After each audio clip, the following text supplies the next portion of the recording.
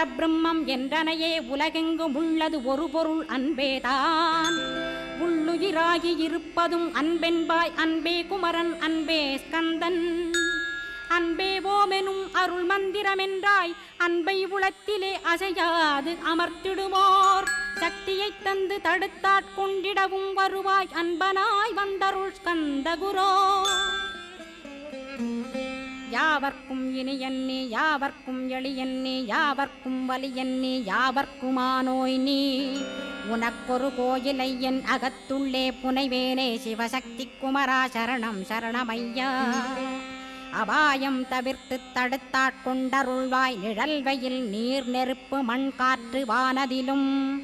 பகைமையை அகற்றி அபயமளித்திடுவீர் உணர்விலே ஒன்று என்னை நிர்மலமாக்கிடுவார்.